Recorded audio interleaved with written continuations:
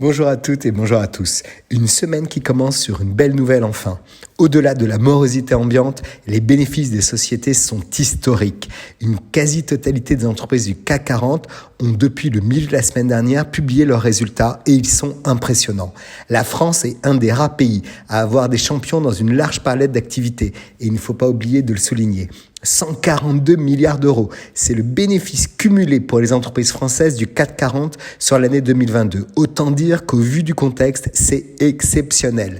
L'année dernière, leur chiffre d'affaires cumulé s'est élevé à 1700 milliards d'euros, plus 20% en un an, ce qui représente l'équivalent de 70% du produit intérieur brut français. Comment expliquer une si belle santé économique ? Au-delà d'un effet de change, la hausse du dollar par exemple par rapport à l'euro, il y a deux explications. La première, c'est que ces sociétés, Airbus, Bouygues, Dassault Systèmes, les grandes banques Thales, Veolia ou Safran sont mondiales. Leur activité se déploie surtout à l'international. Par exemple, la réouverture de la Chine a eu un effet très bénéfique sur le secteur du luxe. En effet, LVMH, Kering, Hermès ou encore L'Oréal ont vu leurs profits augmenter de 23%, soit 4,5 milliards d'euros de plus sur un an et une progression de 80% comparée à 2019.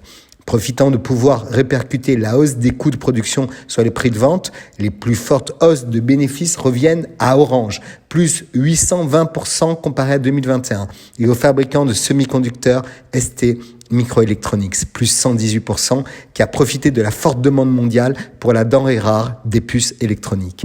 La seconde explication, c'est l'inflation. On pense en premier lieu à la hausse du prix du litre du carburant, faisant exploser les revenus de Total Energy. On peut dire aussi que la totalité de ces grands groupes du CAC 40 ont réussi à imposer leurs prix à leurs clients, sans forcément d'ailleurs que leur coût d'achat augmente dans la même proportion, et donc à répercuter la hausse de leurs coûts. Et bien au-delà. Car voilà, elles exercent le pouvoir de faire le prix, le pricing power. Dans un contexte fortement concurrentiel, ce sont les meilleurs qui s'imposent et les meilleurs sont pour la plupart tricolores. En élargissant au reste du monde, on constate que peu de pays dans le monde, en dehors des États-Unis, de la Chine, de l'Allemagne et du Japon, ont une palette aussi diversifiée de grands champions qui se classent dans les tout premiers mondiaux.